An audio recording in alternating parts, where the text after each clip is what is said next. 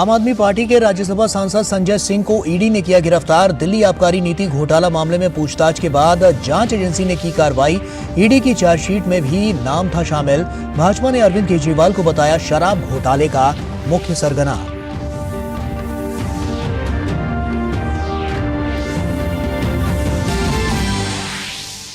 News click website पर भाजपा का हमला लगातार जारी। गौरव भाटिया ने कहा, राष्ट्रीय सुरक्षा से जुड़े गंभीर आरोपों के आधार पर हो रही है कार्रवाई। वेबसाइट से जुड़े प्रबीर पुरकायस्थ और अमित चक्रवर्ती को 7 दिन की पुलिस रिमांड पर भेजा गया।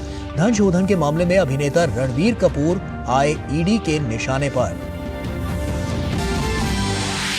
त्योहार के मौके पर मोदी सरकार ने गरीबों को दी बड़ी सौगात। केंद्रीय मंत्रिमंडल ने प्रधानमंत्री उज्ज्वला योजना के लाभार्थियों के लिए एलपीजी सब्सिडी 200 रुपए प्रति सिलेंडर से बढ़ाकर 300 रुपए करने को दी मंजूरी।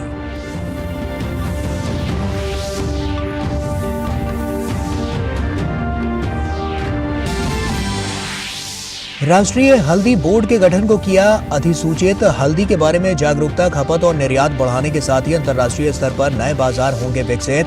तेलंगाना में सरक्का केंद्रीय जनजातीय विश्वविद्यालय की स्थापना को कैबिनेट की मंजूरी।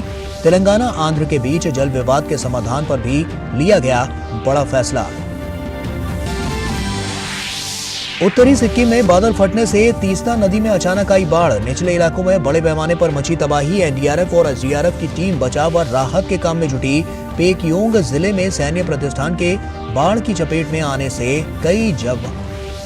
कई जवानों के लापता होने की खबर। पीएम मोदी ने सिक्किम के मुख्यमंत्री से की बात, हर संभव मदद का दिया भरोसा।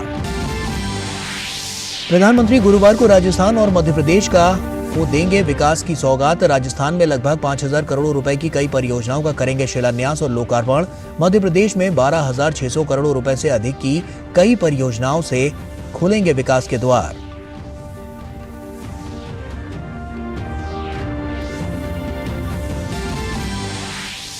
उन्नीसवें एशियाई खेलों में भारत ने रचा इतिहास। भारत का अब तक का सर्वश्रेष्ठ प्रदर्शन। ट्रैक एंड फील्ड इवेंट्स में हुई पदकों की बरसात। जैवलिन थ्रो में भारत ने स्वर्ण और रजत किए अपने नाम। पुरुषों की 4x400 मीटर रिले और तीरंदाजी में भी मिला स्वर्ण।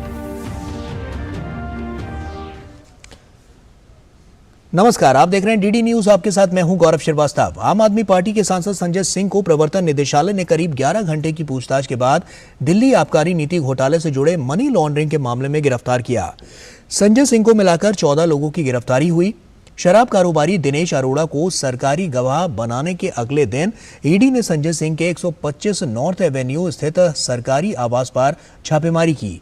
दिनेश अरोड़ा ने बयान में कहा है कि संजय सिंह के अनुरोध पर उसने दिल्ली के रेस्टोरेंट और बार मालिकों से पार्टी फंड जमा करके मनीष सिसोदिया को चेक के रूप में पार्टी फंड के बहाने दिया था।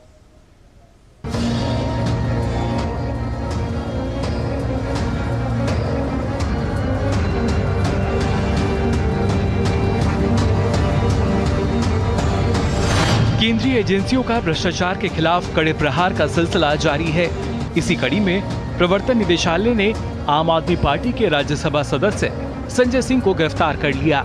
इससे पहले केंद्रीय जांच एजेंसी ने आप सांसद से उनके सरकारी आवास पर पूछताछ की थी। उल्लेखनीय है कि संजय सिंह का नाम दिल्ली आबकारी नीति घोटाले में दाखिल की गई चार्जशीट में शामिल था। ईडी के छापे को इसी चार्जशीट से जोड़कर देखा जा रहा है। इस घोटाले में संजय के करीबियों से पहले ही पूछताछ की जा चुकी है। इससे पहले भी आम आदमी पार्टी के कई नेता जांच एजेंसियों की रडार पर रहे हैं। भाजपा ने कहा कि आप नेता की भ्रष्टाचार में संलिप्तता के बाद ही उन पर कार्रवाई हुई है। ईडी ने संजय सिंह को अरेस्ट कर लिया। आम आदमी पार्टी अब चिल्ला के कह रही है ये पॉलिटिकल वेंडेटा है, हमें तो पहले से ही पता था। संजय सिंह तो कहते ही थे मुझे अरेस्ट करेंगे। तो भाई आपको तो पहले से पता ही होना था। जब आपने करोड़ों रुपया रिश्वत ली, 2% की जगह 12% होलसेलरों को आपने पैसा दिया। 30 साल से वो 2% पे काम कर रहे थे। अचानक आपने 12% 6 गुना उसको बढ़ा दिया। 100 करोड़ रुपया अपफ्रंट आपने रिश्वत ली। और दिनेश अरोड़ा उसने 38 लाख रुपया शराब के लोगों से इकट्ठा करके संजय सिंह को दिया। संजय सिंह ने उसको इंट्रोड्यूस कराया मनीष सिसोदिया और अरविंद केजरीवाल से। अरविंद केजरीवाल मनीष सिसोदिया दिनेश अरोड़ा के जन्मदिन पर जाते थे, उसके केक काटते थे। जब आप पैसे बांट रहे थे, करोड़ों रुपया ले रहे थे, तो भैया जेल तो जाना ही पड़ेगा, साफ तो देना ही पड़ेगा। इस बीच आप सांसद संजय सिंह की गिरफ्तारी के खिलाफ उनकी पार्टी के कार्यकर्ताओं ने संजय सिंह के आवास के बाहर प्रदर्शन किया। आम आदमी पार्टी ने इस गिरफ्तारी को घबराहट का नतीजा बताया है। एक धेले का सबूत नहीं, एक पैसे का मनी ट्रेल नहीं है। ये इकलौता केस है जहां ये देखा गया कि 4 आदमी को अरेस्ट कर लो और उसी में से एक को बोलो तू अप्रूवर बन जा, एन केन प्राकरण सबका नाम लेने लग और हम काम कर लेंगे। INDIA गठबंधन की प्रमुख पार्टी कांग्रेस ने भी कहा कि जो शराब घोटाले में दोषी हैं, उनके खिलाफ कार्रवाई की जानी चाहिए। हम ये कह रहे हैं कि दिल्ली कांग्रेस का स्टैंड सेम है। पहले भी हम लोगों ने उठाया था ये स्कैम कि जो दोषी हैं उनके खिलाफ कार्रवाई हो। जानकारी के मुताबिक ईडी की चार्जशीट में संजय सिंह पर 82 लाख रुपए का चंदा लेने का जिक्र है। इसको लेकर ही ईडी बुधवार को उनके घर पहुंची और उनसे पूछताछ की गई। दिल्ली शराब नीति केस में ईडी की दूसरी सप्लीमेंट्री चार्जशीट 2 मई को जारी की गई थी। मनी लॉन्ड्रिंग मामले में प्रवर्तन निदेशालय ने पिछले साल मई में तत्कालीन मंत्री सत्येंद्र जैन को गिरफ्तार किया था। हालांकि अब कोर्ट से उन्हें बीमारी के चलते अंतरिम जमानत मिली हुई है। इस साल फरवरी में दिल्ली के उप मुख्यमंत्री मनीष सिसोदिया को इस घोटाले के आरोप में CBI ने गिरफ्तार किया था। इसके बाद मनी लॉन्ड्रिंग केस में भी उनकी गिरफ्तारी हुई। सिसोदिया तब से सलाखों के पीछे हैं। ब्यूरो इनपुट के साथ नीरज सिंह की रिपोर्ट, DD न्यूज। और वहीं मोदी कैबिनेट ने देश की करोड़ों माताओं बहनों को दी बड़ी सहूलियत। इस सहूलियत में कोई रुकावट ना आए, इसके लिए कैबिनेट ने फैसला लिया है। उज्ज्वला योजना के लाभार्थियों के लिए यह बड़ा फैसला लिया गया है। अब उज्ज्वला योजना के लाभार्थियों को गैस सिलेंडर 600 रुपए में मिलेंगे। कैबिनेट ने उज्ज्वला योजना के लाभार्थी की सब्सिडी 200 रुपए से बढ़ाकर 300 रुपए कर दी है। त्योहारों के मौसम की शुरुआत हो रही है। मोदी सरकार ने पहले रक्षाबंधन के मौके पर देश भर के सभी रसोई गैस उपभोक्ताओं को बड़ी राहत दी थी और अब कैबिनेट ने उज्ज्वला लाभार्थियों को 100 रुपए अतिरिक्त सब्सिडी हर सिलेंडर पर देने का फैसला किया है। अब उज्ज्वला गैस कनेक्शन धारियों को 200 की जगह 300 रुपयों की सब्सिडी हर गैस सिलेंडर पर मिलेगी। रक्षाबंधन के अवसर पर छूट दी गई, 200 रुपये कम किए गए। तब रसोई गैस के सिलेंडर की कीमत 1100 से कम होकर 900 रह गई और उज्ज्वला योजना के लाभार्थियों को 200 रुपये की सब्सिडी एज इट इज़ चलती रही तो उनको 700 रुपये का पड़ता था। आज से जो घोषणा हो रही है उसमें उज्ज्वला के लाभार्थी जो बहनें हैं उनको 200 रुपये की बजाय अब 300 रुपये की सब्सिडी मिलेगी। 200 से बढ़ाकर 300 कर दिया गया है। करोड़ों बहनों को एक बार फिर प्रधानमंत्री नरेंद्र मोदी जी की ओर से एक बड़ी राहत मदद के रूप में उनको आज का ये निर्णय किया गया है। मोदी सरकार ने रक्षाबंधन के मौके पर रसोई गैस की कीमतों में 200 रुपये कीमतों में राहत दी थी, जिसके बाद उज्ज्वला लाभार्थियों की राहत 400 रुपये की हो गई थी। अब जब सब्सिडी बढ़ाकर 300 रुपये कर दी गई है तो रक्षाबंधन से पहले की कीमतों के मुकाबले उज्ज्वला लाभार्थियों को प्रति सिलेंडर 500 रुपये कम कीमत चुकानी पड़ेगी। कुछ गैस या इस तरह की ज़रूरी सामान अगर सस्ते होते हैं तो उसका सीधा प्रभाव हमारे किचन से पे पड़ता है और किचन पे पड़ता है, मतलब पूरे परिवार पे पड़ता है। तो ये कहीं ना कहीं एक बहुत सकारात्मक पहल है। 300 रुपये सब्सिडी कम हो चुका है और जैसे कि काशी प्रसिद्धि है अपने फेस्टिवल्स के लिए, तो घरों में मतलब अच्छे अच्छे पकवान बनेंगे सबके, तो सब बहुत खुश है इस बात से। ऐसी ही सरकार हमेशा बनी रहे। जो गैस सिलेंडर के दाम कम हुआ है उसका हमारे घरों में ही नहीं पूरे सब में बहुत फ़ायदा हुआ है, क्योंकि अब फेस्टिवल सीज़न जैसा कि आप देख रहे हैं, फेस्टिवल में तरह तरह के आइटम्स घर में बनाए जाते हैं। दाम कम होने से महिलाओं को और पुरुषों को अपने मन पसंदीदा आइटम बनाने का भी सुख सुविधा रहेगी और फेस्टिवल लोग खुशी खुशी मनाएंगे। केंद्रीय मंत्रिमंडल ने उज्ज्वला योजना के तहत महिलाओं के लिए अतिरिक्त 75 लाख LPG कनेक्शन को मंजूरी पहले ही दी थी। अगले 3 वर्षों के दौरान दिए जाने वाले मुफ्त अतिरिक्त LPG कनेक्शन पर 1650 करोड़ रुपए का वित्तीय भार आएगा। अब इसके साथ ही उज्ज्वला लाभार्थियों के लिए राहत को 100 रुपये और बढ़ा दिया गया है। इससे देश की गरीब महिलाओं का रसोई का खर्च सीमित रखने में खासा मदद मिलेगी। शैलेंद्र मिश्र के साथ ब्यूरो इनपुट, DD न्यूज। और वहीं प्रधानमंत्री नरेंद्र मोदी की अध्यक्षता में कैबिनेट ने बड़ा फैसला लेते हुए कृष्णा नदी के जल बंटवारे पर केंद्रीय कैबिनेट ने आंध्र प्रदेश और तेलंगाना के बीच जल बंटवारे के लिए समाधान के लिए नए टर्म ऑफ रेफरेंस देने का ऐलान किया है। तेलंगाना और आंध्र प्रदेश ने चारों राज्यों के बीच से गुजरने वाली इस कृष्णा नदी के जल बंटवारे को नए सिरे से निर्धारित करने के लिए केंद्र सरकार के समक्ष एक बार फिर अपनी मांग की और second Krishna water dispute tribunal को अप्रोच किया। इसी परिप्रेक्ष्य में second Krishna water dispute tribunal ने आंध्र प्रदेश और तेलंगाना के बीच कृष्णा नदी जल विवाद के बंटवारे के लिए समाधान के लिए नए टर्म ऑफ रेफरेंस देने का निर्णय लिया है। इसके अंतर्गत ट्रिब्यूनल अविभाजित आंध्र प्रदेश को कृष्णा नदी से आवंटित जल में से दोनों राज्यों के लिए बंटवारा करेगा जल का, और ये दोनों राज्यों में कार्यरत या निर्माणाधीन या भविष्य के लिए जो प्रस्तावित प्रोजेक्ट्स के लिए प्रोजेक्ट वाइज वाटर एलोकेशन करेगा। केंद्रीय मंत्री अनुराग सिंह ठाकुर ने कहा कि सरकार का निर्यात के लिए $1 बिलियन का लक्ष्य निर्धारित किया है। ऐसे में कैबिनेट ने पीएम मोदी के नेतृत्व में हल्दी बोर्ड की स्थापना का फैसला किया है। हल्दी का महत्व क्या है, टर्मरिक का उपयोग क्या है, उससे क्या क्या गुण है, उसका पता भी चला। भारत दुनिया का सबसे बड़ा उत्पादक, खपत करने वाला और निर्यात करने वाला सबसे बड़ा ऐसा देश है। जो हम 1600 करोड़ रुपए का एक्सपोर्ट करते हैं, इसका लक्ष्य रखा है लगभग 8,400 करोड़ तक जाने का। $1 बिलियन तक इसको लेकर जाएंगे, और ये टारगेट पूरा करने के लिए बहुत ज़रूरी है कि नेशनल टर्मरिक बोर्ड बनाया जाए। और माननीय प्रधानमंत्री जी ने पिछले कल ही अपने भाषण में नेशनल टर्मरिक बोर्ड बनाने की घोषणा तेलंगाना में एक सभा के दौरान की थी, और आज उसकी नोटिफिकेशन भी की गई है।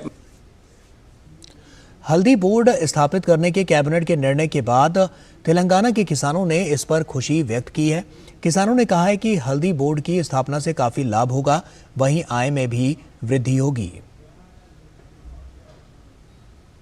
अभी बोर्ड स्थापन होने के बाद वो लोगों को बहुत लाभ उपलब्ध होगा, और ये हम प्रधानमंत्री श्री नरेंद्र मोदी जी को धन्यवाद देना चाह रहा है, और ये तेलंगाना किसानों को बहुत बड़े लाभ होगा। और ये तेलंगाना का हल्दी का क्वालिटी भी अच्छा रहता, बाकी सभी स्टेटों के हल्दी से बोल के लोगों में है ऐसा, और एक्सपर्ट्स भी ऐसा बता रहा है।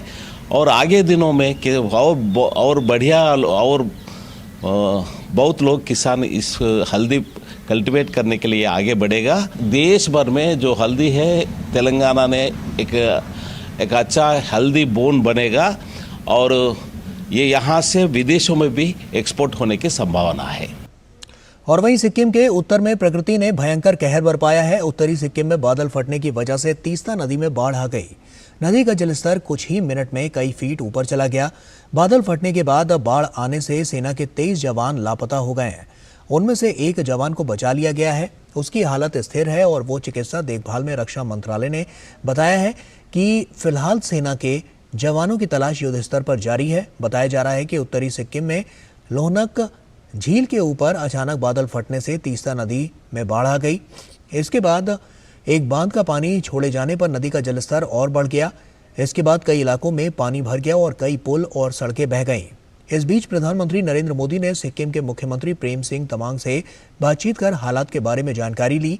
पीएम मोदी ने एक्स पर पोस्ट कर बताया कि सिक्किम के मुख्यमंत्री प्रेम सिंह तमांग से बात की और राज्य के कुछ हिस्सों में दुर्भाग्यपूर्ण प्राकृतिक आपदा के मद्देनजर स्थिति की जानकारी ली। उन्होंने कहा कि सिक्किम में किसी भी चुनौती से निपटने में हर संभव सहयोग का आश्वासन दिया गया है।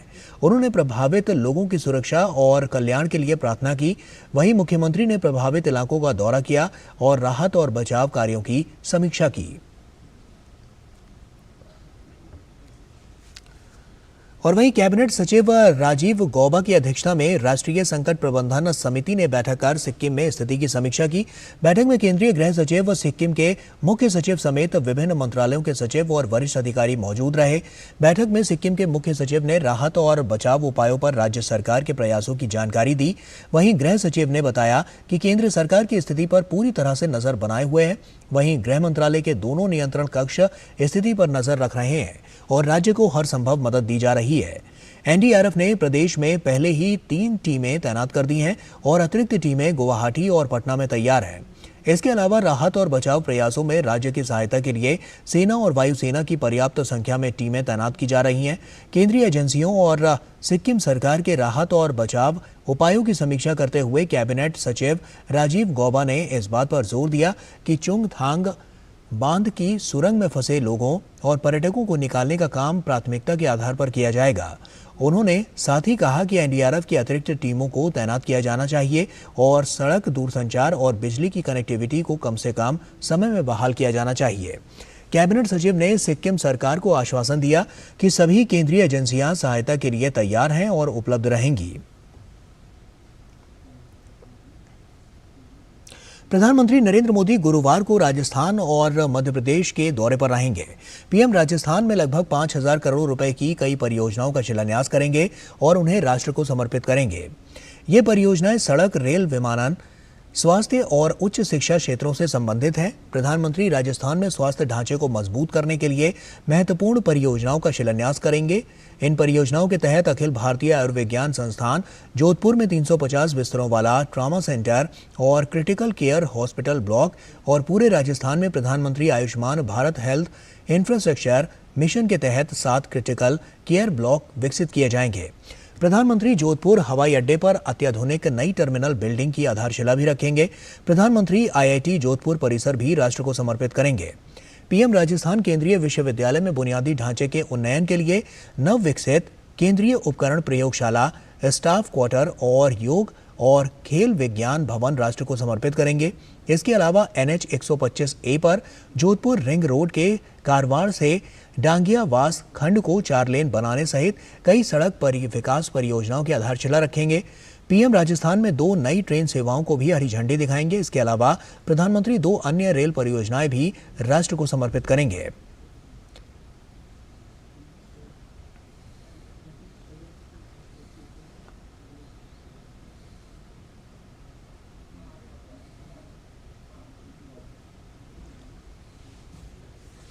केंद्रीय रक्षा मंत्री राजनाथ सिंह ने नौसेना के 2 दिवसीय सेमिनार स्वावलंबन 2.0 के दौरान 98 वस्तुओं वाली सैन्य मामलों के विभाग की 5वीं सकारात्मक स्वदेशीकरण सूची जारी की। सूची में सेंसर, हथियार और गोला बारूद को शामिल किया गया। इन सभी वस्तुओं को रक्षा अधिग्रहण प्रक्रिया 2020 में दिए गए प्रावधानों के अनुसार एक निश्चित समय सीमा में स्वदेशी स्रोतों से खरीदा जाएगा। भारतीय रक्षा मंत्रालय ने आज आत्मनिर्भर भारत के अपने प्रयास में 5वीं सकारात्मक स्वदेशीकरण सूची जारी की। इसे रक्षा मंत्री राजनाथ सिंह ने स्वावलंबन सेमिनार के दूसरे संस्करण में जारी किया। भारत की आजादी के 76वें वर्ष का जश्न मनाने के लिए रक्षा मंत्री द्वारा DISC 10 और DISC 10 प्राइम के तहत उद्योग के लिए 76 चुनौतियां शुरू की गई। इन चुनौतियों में तीनों सेनाओं, भारतीय तटरक्षक बल, DPSU, सीमा सड़क संगठन और मिशन डेफ स्पेस की समस्या विवरण शामिल है। इसके अलावा फौजी के लिए IDEX I4F योजना के तहत 5 समस्याएं भी लॉन्च की गईं। स्प्रिंट इनोवेटिव चैलेंज की शुरुआत इसी उद्देश्य से की गई थी कि नेवी में इंडिजिनस टेक्नोलॉजी एवं प्रोडक्ट्स के यूजेस को बढ़ावा मिल सके। और इस चैलेंज की शुरुआत के बाद से ही अब तक यदि इसके आउटकम पर हम नजर डालें तो यह स्पष्ट दिखता है कि हमारी आर्म्ड फोर्सेस एवं डिपार्टमेंट ऑफ डिफेंस प्रोडक्शन ने इस दिशा में बहुत ही सार्थक प्रदर्शन किया है। स्प्रिंट, IDEX, NI, IO और TDSC के माध्यम से R&D में पोल वॉल्टिंग का समर्थन पहल के तहत विकसित VO2 उत्पादों को सेमिनार के दौरान एक प्रदर्शनी में प्रदर्शित किया गया था। पहले स्वावलंबन के दौरान लॉन्च किए गए स्प्रिंट के तहत भारतीय नौसेना का लक्ष्य आजादी का अमृत महोत्सव के एक हिस्से के रूप में भारत की आजादी के 75 साल का जश्न मनाने के लिए कम से कम 75 प्रौद्योगिकियों उत्पादों को विकसित करना था। The system has been successfully tested and tried on board a ship each at the Western Naval Command, Eastern Naval Command and the Southern Naval Command, in addition to INS Vikramaditya.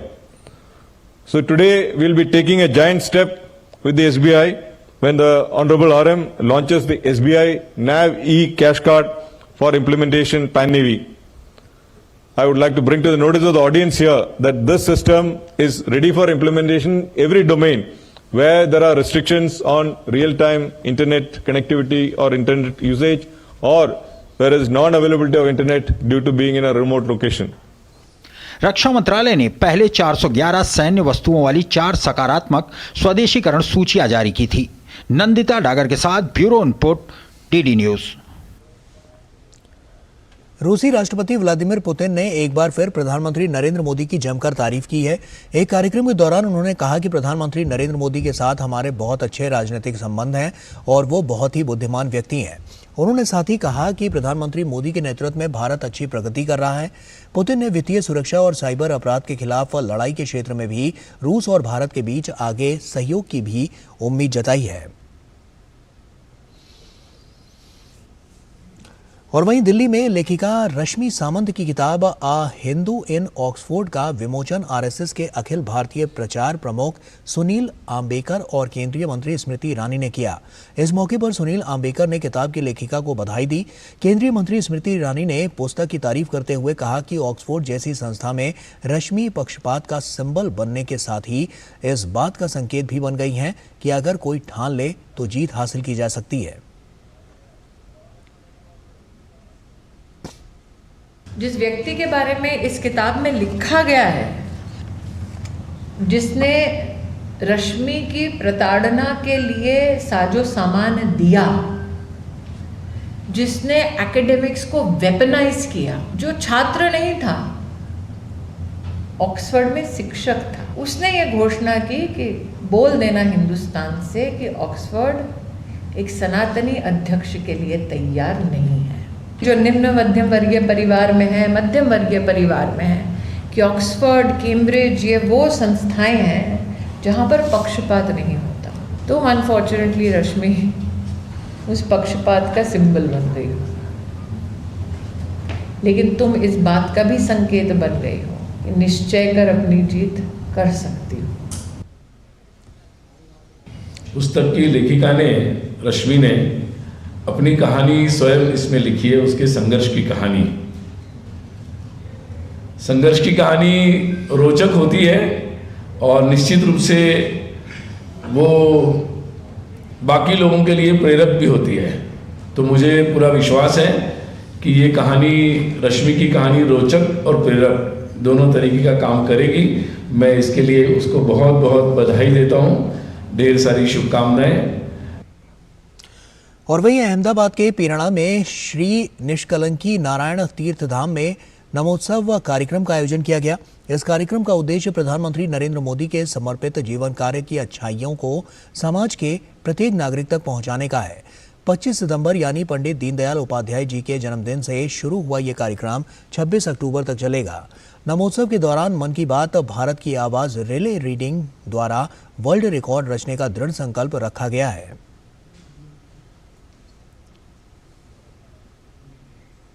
भारतीय प्रशासनिक सेवा 2021 batch के अधिकारियों ने उपराष्ट्रपति निवास में बुधवार को उपराष्ट्रपति जगदीप धनखड़ से मुलाकात की। इस दौरान उपराष्ट्रपति ने कहा कि अपने आचरण में सद्गुण, सरलता और विनम्रता का ऐसा उदाहरण प्रस्तुत करें कि लोग आपका अनुकरण करना चाहें।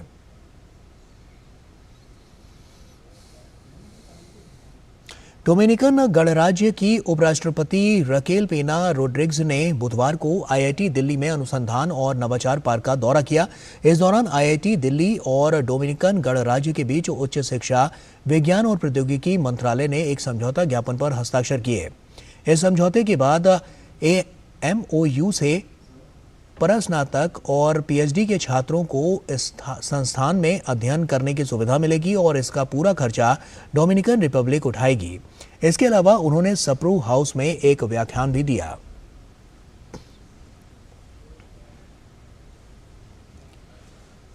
आयुष्मान भारत प्रधानमंत्री जन आरोग्य योजना का लाभ लोगों को मिल रहा है। इस पर आईएमएस बीएचयू किस तरह से अपने चिकित्सकों को जागरूक कर रहा है। देखिए इस खास रिपोर्ट में।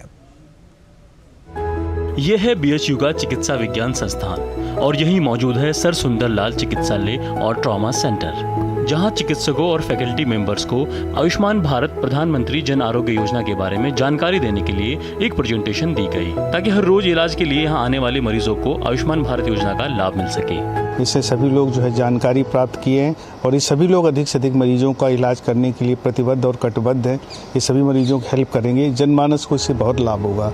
इस प्रेजेंटेशन के दौरान डीडी न्यूज पर प्रदर्शित आयुष्मान भारत की सफल कहानियों को भी दिखाया गया। ट्रॉमा सेंटर में आयुष्मान भारत की नोडल अधिकारी ने बताया कि केंद्र सरकार की स्वास्थ्य योजना से मरीजों को किस तरह फायदा पहुंच रहा है।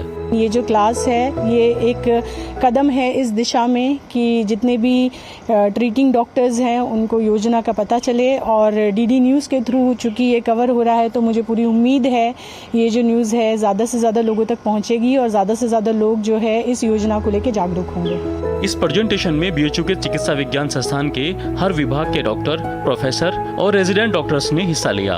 ये एक इंफॉर्मेटिव सेशन था जिसके थ्रू जिनको भी इसकी इन्फॉर्मेशन नहीं है उन तक भी पहुंचे कि ऐसे भी योजनाएं हमारी सरकार हमारे मरीजों के लिए, हमारे लोगों के लिए ये इंफॉर्मेटिव ये यूज कर रही है, जिससे जिनको नहीं पता है उन्हें भी पता चले और जिन गरीबों का इलाज नहीं हो पा रहा उनका भी मुफ्त में इलाज हो। 23 सितंबर 2018 को शुरू हुई आयुष्मान भारत पीएम जन आरोग्य योजना ने स्वास्थ्य उत्पादकता और समृद्धि की नई गाथा लिखी है। इस योजना के तहत अब तक 5.5 करोड़ लोगों को निःशुल्क इलाज मिल चुका है। केंद्र की इस योजना से न केवल करोड़ों गरीबों और वंचित परिवारों के लिए अच्छा स्वास्थ्य सुनिश्चित हुआ है, बल्कि स्वास्थ्य देखभाल पर होने वाला खर्च भी बचाया है। IMS BHU जहां आयुष्मान से मरीजों का इलाज करके बड़े बड़े कीर्तिमान स्थापित कर रहा है, वहीं अपने जो फैकल्टी हैं, जो अपने डॉक्टर्स हैं, उन्हें भी आयुष्मान की जानकारी दे रहा है, जिससे वो किसी मरीज का इलाज करने से मना न करें और आयुष्मान कार्ड के क्या फ़ायदे हैं उनसे भी वो जागरूक हो सकें, जिससे मरीजों की इलाज में मदद मिले। Doctor Harkesh Bahadur Singh Gautam, DD news, IMS BHU। Cricket विश्व कप 2023 गुरुवार से शुरू हो रहा है। अहमदाबाद में होने वाले प्रतियोगिता के पहले मैच में इंग्लैंड और न्यूजीलैंड आमने सामने होंगे। प्रतियोगिता का फाइनल भी 19 नवंबर को अहमदाबाद में ही खेला जाएगा। क्रिकेट विश्व कप का बेसब्री से इंतजार कर रहे क्रिकेट प्रेमियों का इंतजार खत्म होने की घड़ी आ गई है। भारत की मेजबानी में हो रहे क्रिकेट विश्व कप 2023 के उद्घाटन मैच में गुरुवार को पिछले संस्करण की विजेता इंग्लैंड और पिछले संस्करण की उप विजेता न्यूजीलैंड की टीम आमने सामने होंगी। ये मुकाबला अहमदाबाद के नरेंद्र मोदी स्टेडियम में खेला जाएगा। केन विलियमसन की कप्तानी में न्यूजीलैंड पहली बार चैंपियन बनने की कोशिश कर रहा है। कीवी टीम में अनुभव की कमी नहीं है, वहीं टीम को अपने युवा खिलाड़ियों से भी काफी उम्मीद है। वहीं इंग्लैंड लगातार दूसरी बार विश्व कप जीतने के इरादे से इस विश्व कप में उतर रही है। इंग्लैंड की टीम की कमान जोस बटलर संभालेंगे। इसके अलावा इंग्लैंड की टीम में Jonny Bairstow, Ben Stokes, Adil Rashid, Mark Wood और जो रूट जैसे खिलाड़ी शामिल हैं। विश्व कप के इस संस्करण में कुल 48 मैच खेले जाएंगे। प्रतियोगिता राउंड रॉबिन फॉर्मेट में खेली जाएगी। सभी 10 टीम एक दूसरे के खिलाफ 9-9 मैच खेलेंगी। इसके बाद शीर्ष 4 टीम सेमीफाइनल में पहुंचेंगी। प्रतियोगिता का फाइनल 19 नवंबर को अहमदाबाद में खेला जाएगा। Sports desk, DD news. और एशियाई खेलों में जैवलिन थ्रो में भारत ने इतिहास रचते हुए स्वर्ण और रजत पदक पर कब्जा किया। भारत के नीरज चोपड़ा ने अपने एशियाई खिताब की रक्षा करते हुए स्वर्ण पदक अपने नाम किया। नीरज ने 88.88 मीटर के थ्रो के साथ स्वर्ण पदक अपने नाम किया। वहीं भारत के ही किशोर कुमार जेना ने 87.54 मीटर के थ्रो के साथ रजत पदक अपने नाम किया।